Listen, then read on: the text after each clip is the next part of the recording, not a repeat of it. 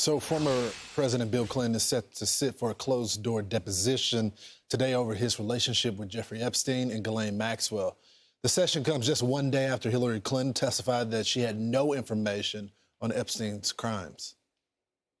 I answered every one of their questions as fully as I could, based on what I knew, and what I knew is what I said in my statement this morning.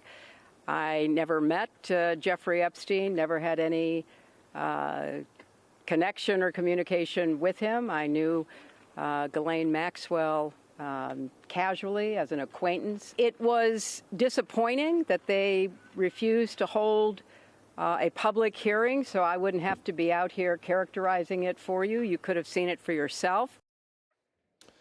Let's bring in Fox News contributor Jason Chaffetz live from Chappaqua, New York, and Fox News contributor Andy McCarthy. Jason, I go to you because you used to be over oversight. What is the goal of the hearing today?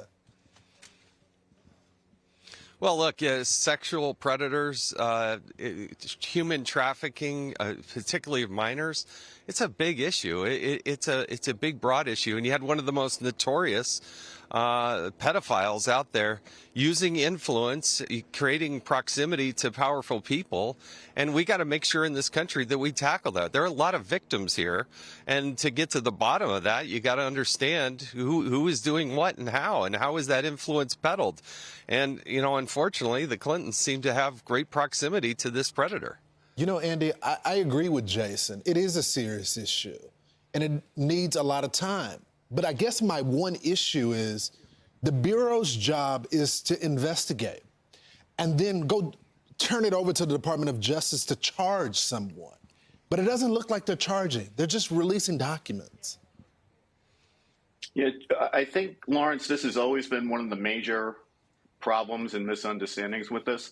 There are a lot of, you know, truly disgusting, heinous crimes involved in these, you know, people who were in Epstein's orbit, Epstein himself.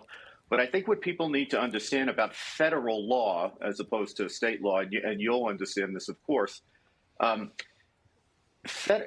having sexual relations with a prohibited person, whether it's a minor or other context, is not necessarily a prosecutable federal violation. So you can find a lot of evidence about truly heinous behavior and not be able to prosecute it in federal court. For example, having sex with an underage minor is a state crime. Mm-hmm. What federal prosecution is interested in is mainly the business of sex trafficking, and particularly the business of sex trafficking, bringing people across state lines. Correct. With respect to minors. So you can find a lot of activity that's very disturbing, but that won't necessarily mean it's prosecutable in federal court. Okay, so let's pick up where that is, because, you know, Jason, there are state attorney generals, local prosecutors all over the country. This is quite simple. They can pass this information over and start to bring these people in.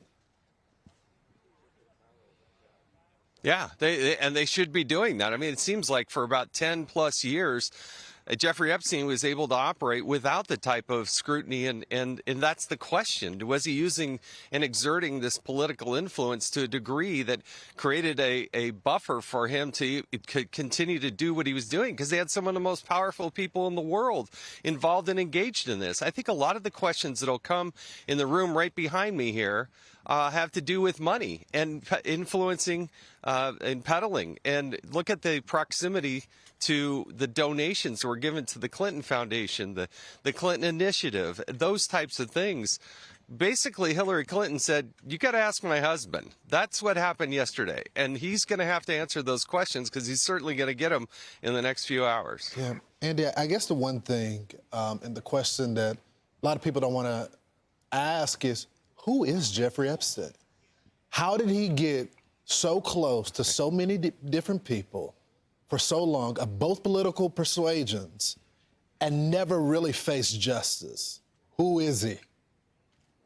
Yeah, I think what you're hitting on, Lawrence, is that apart from the legal stuff, that's got to be the most disturbing aspect of this entire episode, because what we're seeing is not only his proximity to power, but his proximity to power long after it was known what kind of activity he was up to.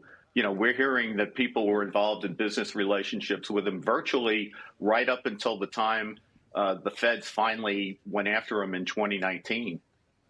Yeah, such a good point. We're going to be following it today. Gentlemen, thanks so much for joining the program. I'm Steve Ducey. I'm Brian Kilmeade. And I'm Ainsley Earhart. And click here to subscribe to the Fox News YouTube page to catch our hottest interviews and most compelling analysis.